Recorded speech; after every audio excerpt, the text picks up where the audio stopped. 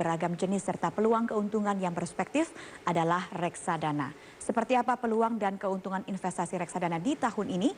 Untuk membahasnya telah hadir Ketua Umum Asosiasi Pengelola Reksadana Indonesia yang juga Direktur Utama PT Maybank Asset Management, Bapak Denny R. Tahir di Studio Metro TV BEI Jakarta. Selamat pagi Pak Denny. Selamat pagi Rika. Pak Denny, kita harus refresh lagi ingatan dari pemirsa apa saja sih Pak reksadana itu dan jenis-jenisnya? Oke, reksadana adalah suatu wadah yang dipergunakan untuk mengumpulkan dana masyarakat untuk diinvestasikan di dalam portofolio efek gitu ya. Reksadana ada macam-macam jenisnya, mulai dari yang jenis yang paling risikonya paling rendah, misalnya reksadana terproteksi, kemudian ada reksadana pasar uang, kemudian ada reksadana obligasi, kemudian ada juga campuran sampai dengan yang paling tinggi yaitu reksadana saham gitu. Baik Pak Denny, apa sebetulnya alasan utama masyarakat harus mulai berinvestasi di reksadana? Oke, investasi di reksadana sebenarnya sangat benefit untuk masyarakat karena nomor satu, dana yang dibutuhkan untuk berinvestasi tidak terlalu tinggi, bahkan bisa dimulai dari Rp100.000 saja, tapi secara reguler dan konsisten.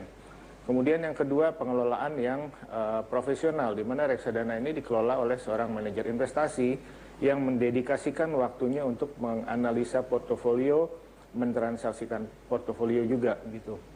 Kemudian yang ketiga adalah pengelolaan yang transparan, di mana semua investor di reksadana bisa mendapatkan laporan yang lengkap dan menyeluruh terhadap transaksinya di dalam reksadana gitu. Kalau dari sisi keuntungannya Pak, seberapa besar potensinya jika kita bandingkan misalnya dengan produk investasi emas atau deposito?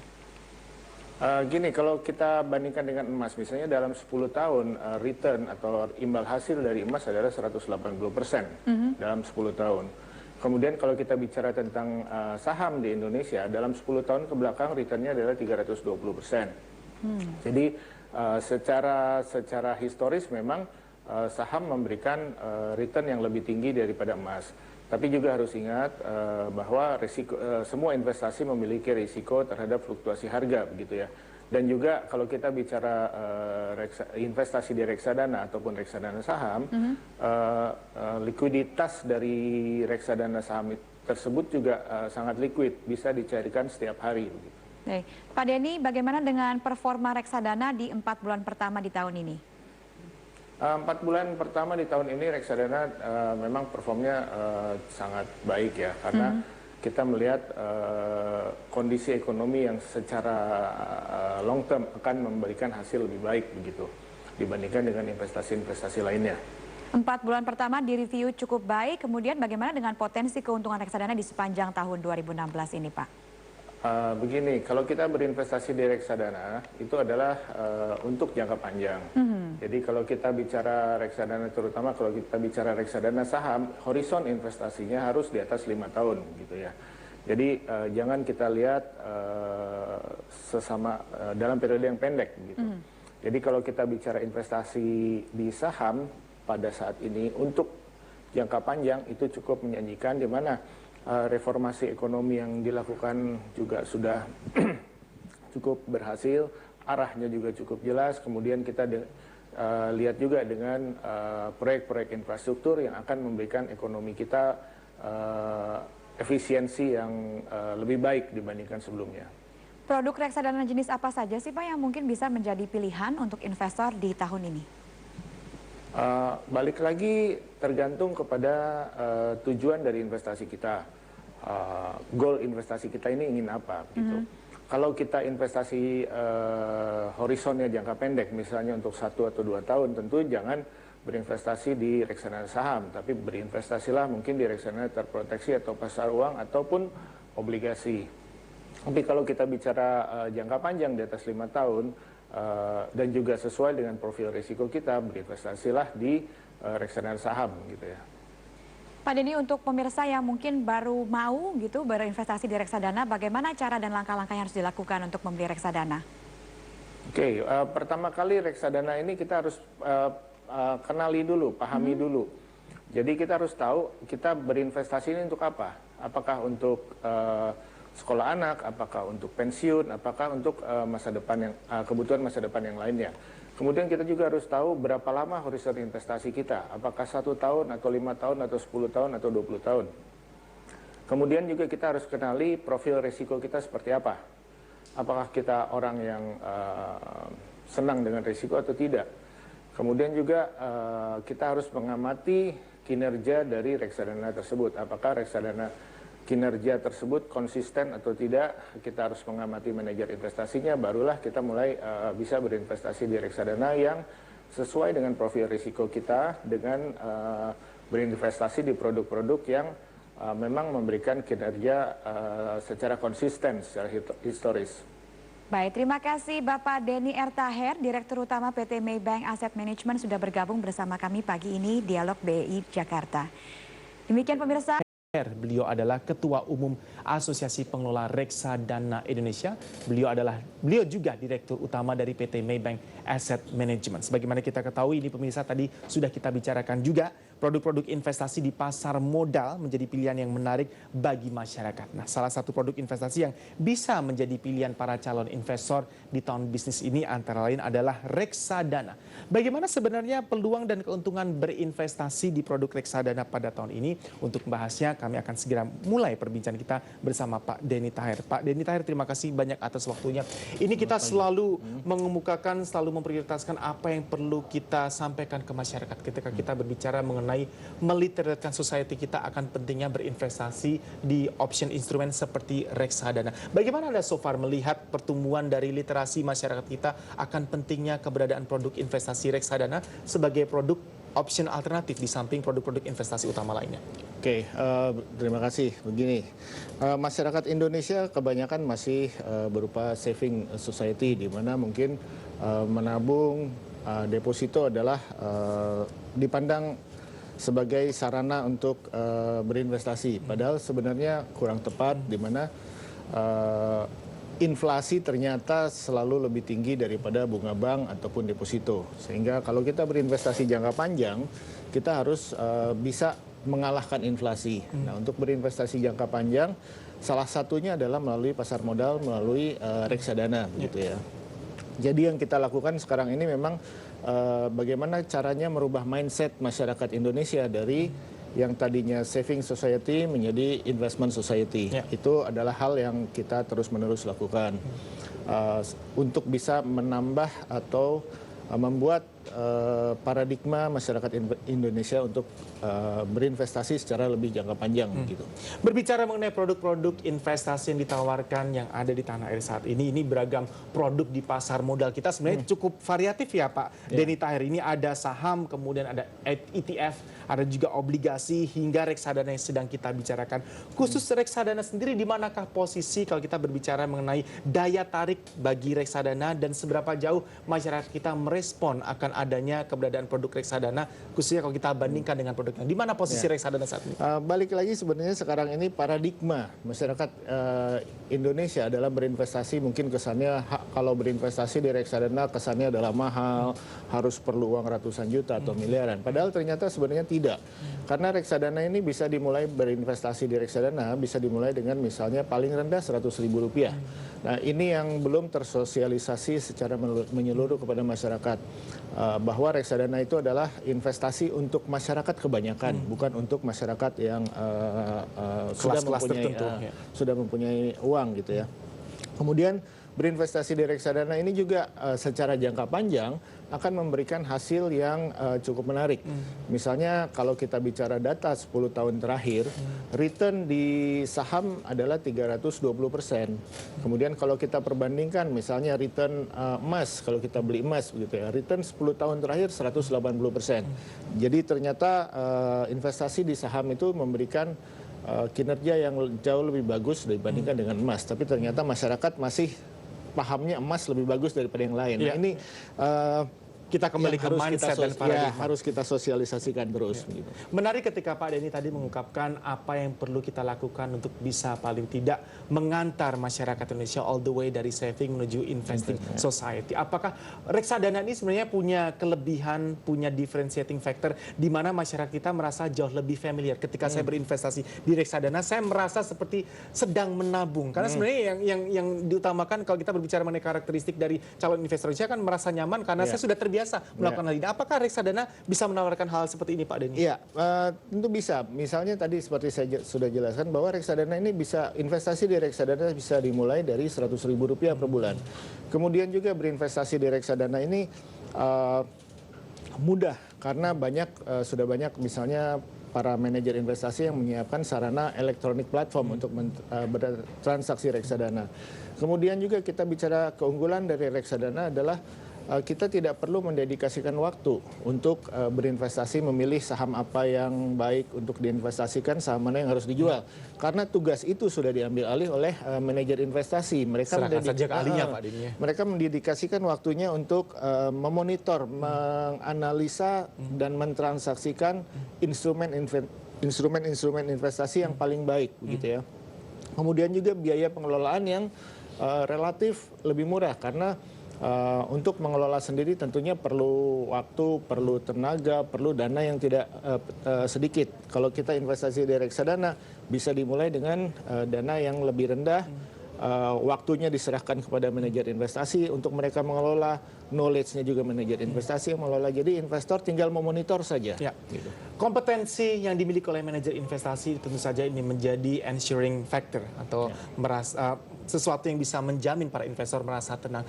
Sejauh ini pengawasan sudah diberikan otoritas. Kalau kita berbicara meningkatkan kualitas sumber daya manusia dari manajer investasi kita, seperti apa Pak? Competitiveness level dari manajer investasi di tanah air kita. Oke, competitiveness manajer investasi kita tentu akan terus kita tingkatkan karena pasar modal ini sesuatu yang sangat dinamik ya.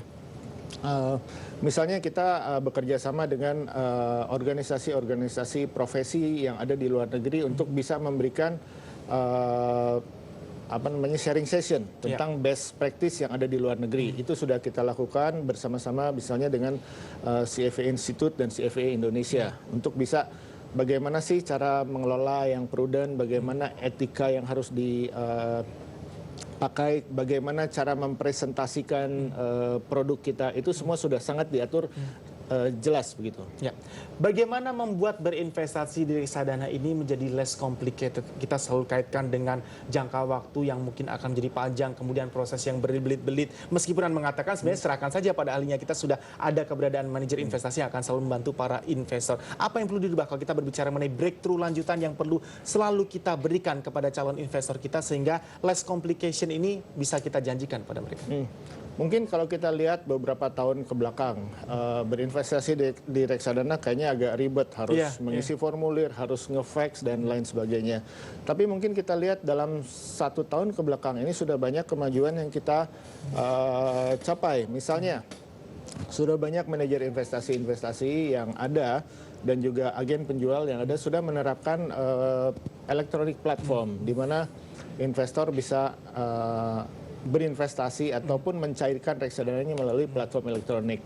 Kemudian juga prosedur KYC yang kita sederhanakan sesuai dengan tingkat investasinya. Jadi tidak lagi disamakan seperti dulu, misalnya investasi yang 100.000 dengan 5 miliar prosedurnya sama, tapi kita tingkatkan KYC yang berjenjang gitu ya. Jadi dalam 1 tahun ke belakang ini sudah banyak kemajuan yang kita capai begitu dalam mempermudah investor untuk bertransaksi di reksadana. Sebagaimana berinvestasi di produk-produk investasi lain, tentu saja setiap instrumen juga ada risk factor yang harus kita selalu waspadai. Nanti kita akan bahas kalau untuk produk investasi reksadana sendiri apa saja nih hal yang harus kita perhatikan Pak sehingga kita bisa terhindar dari pitfall akan menuju jalan yang salah dalam berinvestasi reksadana. Pastikan Anda masih bersama kami bincang bisnis bersama Bapak Denny R. Taher, Ketua Umum dari APRDI, Ketua Umum Asosiasi Pengelola Reksadana Indonesia, dan beliau adalah Direktur Utama PT Maybank Asset Management. Akan kami lanjutkan. Anda menyaksikan IDX Channel. Anda menyaksikan Market Now sesi yang pertama dalam program Bincang Bisnis kali ini bersama Bapak Denny R. Taher. Beliau adalah Ketua Umum dari APRDI, Asosiasi Pengelola Reksadana Indonesia, dan juga Dirut dari PT Maybank Asset Management. Di Singapura kami mengudara melalui Startup Asia Channel 121 Singapore. Pak Denny R. Taher, tentu saja kita tadi sudah bahas bagaimana instrumen investasi yang lain selalu ada risk factor yang harus kita waspadai. Tapi sebenarnya mungkin bisa kita bahas juga apakah reksadana ini paling less risky, Pak, paling tidak untuk kondisi saat ini dibandingkan dengan produk-produk investasi yang dalam tanda petik sifatnya lebih mainstream dibandingkan reksadana. Oke. Resiko pasti akan selalu ada. Resiko tidak bisa kita hilangkan, tapi resiko kita bisa minimalkan. Salah satunya dengan cara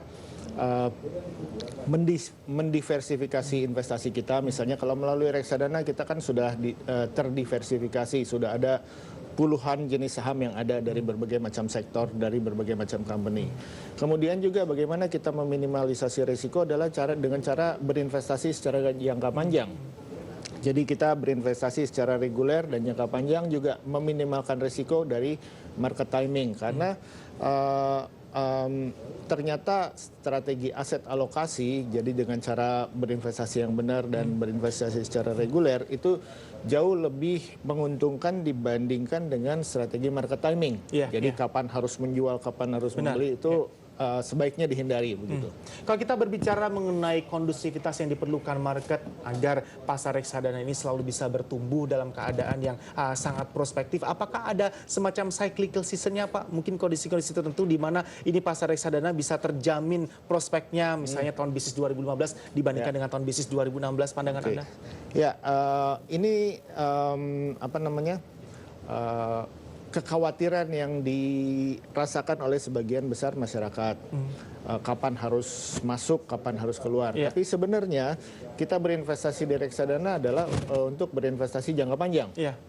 Jadi kita harus selalu konsisten bahwa kita harus berinvestasi jangka panjang untuk kebutuhan kita jangka panjang. So harus kita pikirkan ini adalah long term purpose. Benar, jangan dilihat sekarang ekonomi lagi nggak bagus, laporan keuangan lagi tidak baik, politik lagi nggak bagus, lagi pemilu, kampanye dan lain sebagainya. Lupakan hal itu, bahwa kita harus tetap konsisten bahwa kita investasi ini untuk 5, 10 tahun atau 20 tahun ke depan. Gitu. Jadi tidak terpengaruh oleh cyclical. Ini yang harus selalu kita tanamkan bahwa ini selalu long term purpose itu yang tidak boleh kita lupakan. Bursa Efek Indonesia berapa kali kita lihat sudah mengadakan beberapa kali expo dan juga ada public market education terkait dengan reksadana. Apalagi Pak yang perlu kita lakukan untuk bisa dalam tanda petik menjemput bola masyarakat kita semakin tertarik untuk mengetahui dan juga mengambil keputusan untuk berinvestasi di produk-produk reksadana. Apakah memang perlu diperlukan semacam national standard blueprint, Pak? Ini loh, belajar reksadana itu harusnya seperti ini, standar seperti ini. Ketika kita mencoba memilah-milah what to do and what not to do.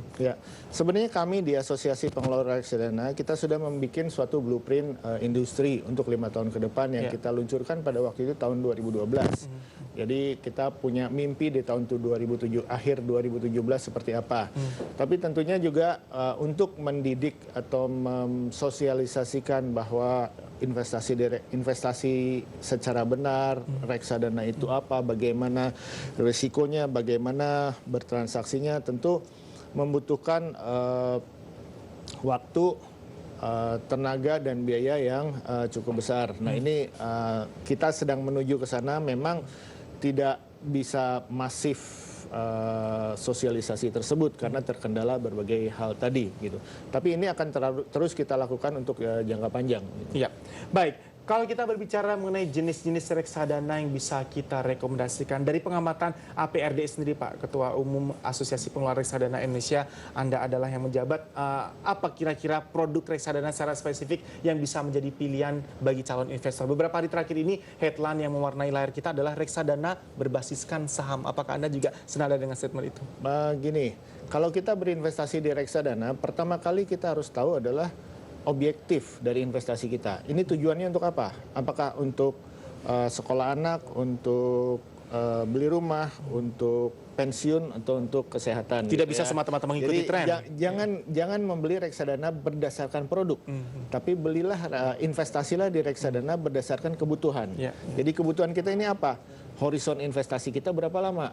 Tentu kalau horizon investasi kita misalnya 1 atau 2 tahun atau 3 tahun, adalah sesuatu hal yang salah kalau kita masuk di reksadana saham gitu ya. Tapi kalau kita mau investasinya 5, 10, 20 tahun, reksadana saham lebih baik dibandingkan dengan instrumen yang lain gitu. Secara umum kalau kita boleh mappingkan lebih spesifik lagi dari segmentasi investor dan calon investor kita, yang mana yang kira-kira menjadi top popular produk, Pak, kalau kita berbicara mengenai produk reksadana yang bisa menjadi pilihan khususnya di tahun bisnis ini? Oke, kalau kita bicara masyarakat Indonesia, profil demografi ya, masyarakat Indonesia rata-rata usianya sekarang ini masih sekitar 27-28 tahun.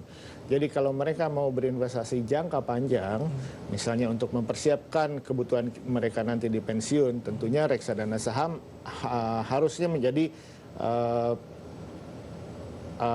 produk pilihan dari masyarakat kita, karena usianya masih sangat rendah, horizon investasinya jangka panjang begitu. Meskipun kita bermain untuk long term purpose dengan adanya volatility market yang tengah terjadi dan memang berinvestasi di produk yang berbasis saham tidak bisa lepas dari volatility dan uncertainty. Apa yang kira-kira harus menjadi pengamatan kita saat ini, Pak, kalau kita mencermati menjadi jeli dalam berinvestasi di produk reksadana berbasis saham? Sekali lagi, resiko tidak bisa kita hilangkan, tapi bisa kita minimalkan. Cara meminimalkannya mendiversifikasi investasinya dan berinvestasilah jangka panjang.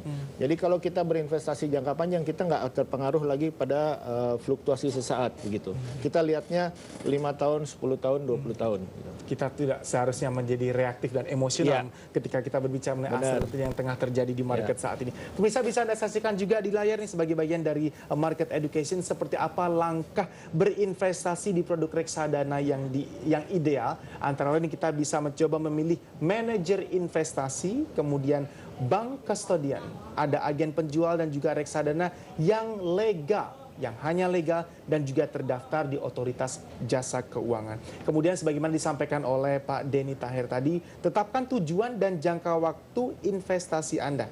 Kita harus bisa mengenali profil dari resiko produk reksadana yang kita ambil. Pilih reksadana yang sesuai dengan tujuan investasi dan juga profil resiko. Baca dan pahami prospektus dari reksadana. Kemudian kita mulai bisa investasikan secara bertahap. Jangan pernah terpengaruh oleh fluktuasi sesaat. Review portfolio investasi secara berkala paling tidak selama 3 bulanan. Kemudian jenis-jenis reksadana apa saja yang saat ini tengah populer di tanah air. Antara lain reksadana saham, ini 80% saham. Kemudian ada reksadana campuran berupa saham, kemudian dikombinasikan dengan obligasi dan pasar uang. Reksadana pendapatan tetap 80%-nya proporsinya terdiri dari obligasi. Kemudian ada reksadana terproteksi. Ini 80%-nya juga terdiri proporsinya dari obligasi. Ada juga reksadana pasar uang, 100% proporsinya berasal dari pasar uang. Sumber informasinya kami ambil dari Maybank Asset Management.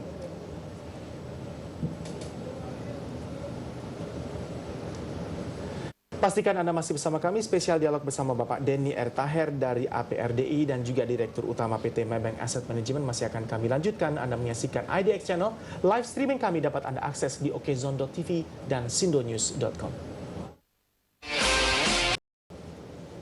Anda bisa menyaksikan tayangan kami di Indonesia melalui Okevision, Indovision, dan Top TV, semuanya di channel 100. Masih bersama kami di Market Now sesi pertama, Bincang Bisnis bersama Bapak Denny Tahir, Ketua Umum dari APRDI, Asosiasi Pengelola Reksadana Indonesia. Beliau adalah Direktur Utama dari PT Maybank Asset Management juga. Kami telah menyiapkan data lain untuk Anda, seperti apa kira-kira kalau kita mencoba bandingkan rata-rata imbal hasil investasi dan simpanan per tahun dari beberapa instrumen investasi di tanah air. Ini dalam 10 tahun terakhir antara tahun bisnis 2006 hingga tahun bisnis 2016. Semua informasinya kami ambilkan dari Bursa Efek Indonesia. Ini berlaku per Maret 2016 kemarin. Dari instrumen investasi saham, ini rata-rata imbal hasil investasi dan simpanan per tahunnya ada di 20,1%, masih leading. Kemudian emas 10,2%. Obligasi pemerintah ada di 8%. Kemudian deposito ada di 6,2%. 6,9%.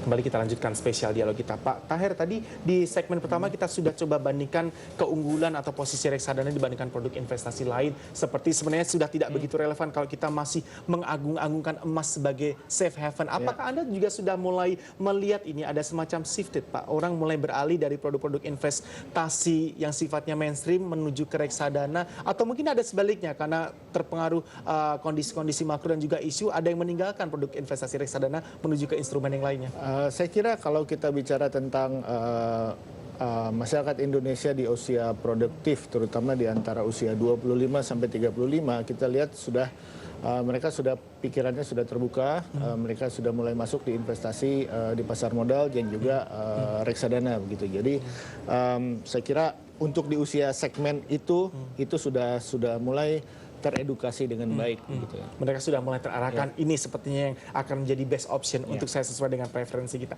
Mari kita bahas juga Pak kondisi-kondisi sentimen-sentimen kaitannya dengan kondisi makroekonomi yang akan memberikan dampak banyak terhadap market reksadana kita. BI rate ini sudah turun saat ini menjadi 6,75%. Banyak pihak juga yang menganggap ini sebenarnya Bank Sentral kita masih bisa menurunkan BI rate-nya lagi. Bagaimana perusahaan manajer investasi atau MI ini menyesuaikan strategi bisnis, khususnya kalau kita mencoba meriletkan antara suku bunga Bank Sentral kita dengan produk-produk investasi reksadana?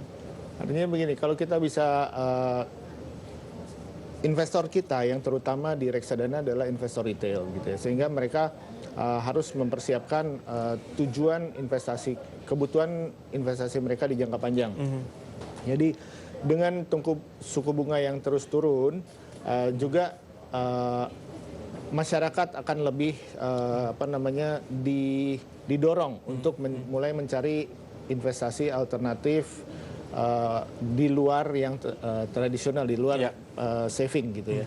Jadi saya kira itu ada hal yang sangat baik karena juga dengan suku bunga yang turun, ekonomi kita akan bisa tumbuh lebih cepat lagi. Ya.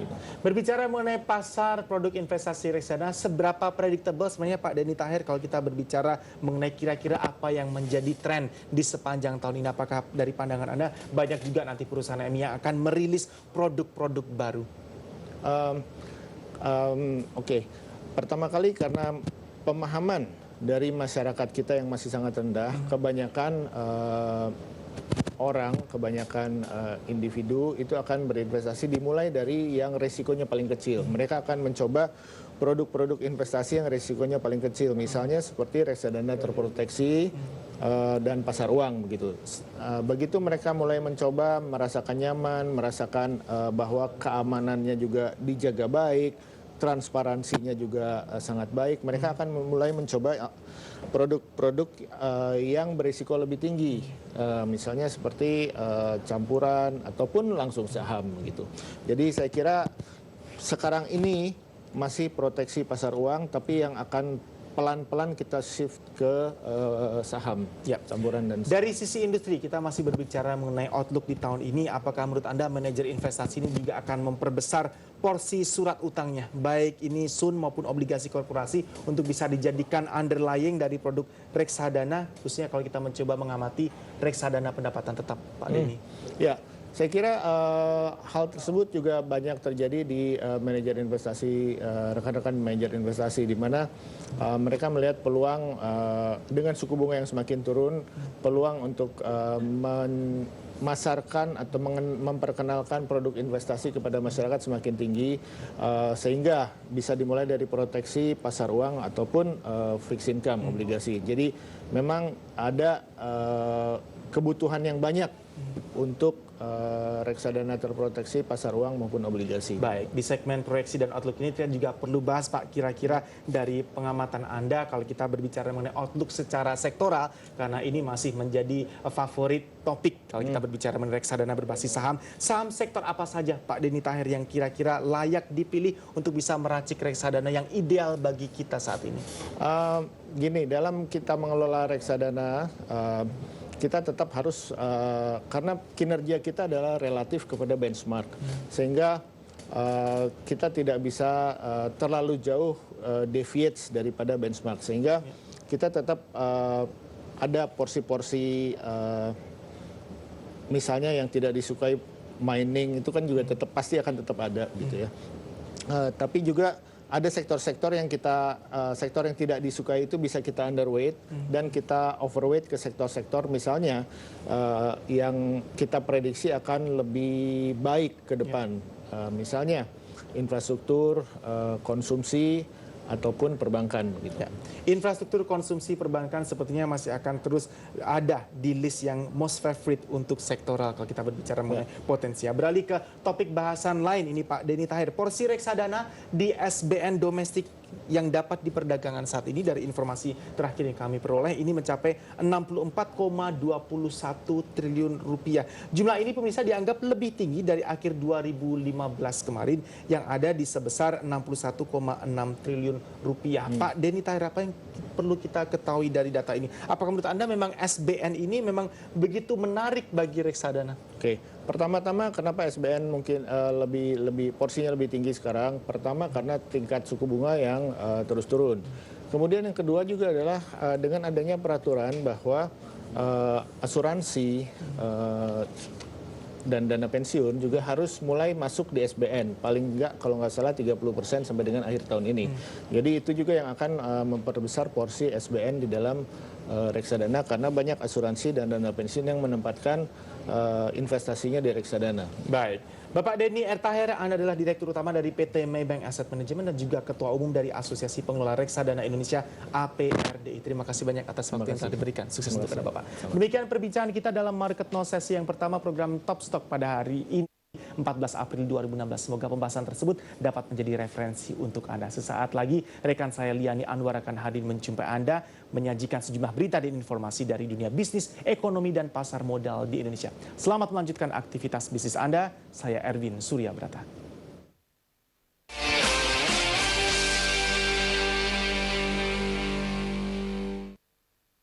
ISR Monday to Friday, live only on IDX Channel. Reveal the secret. Bersama saya David Sanovel kembali menemani waktu rileks Anda dalam dialog saham, dialog movers and shakers. And get the finest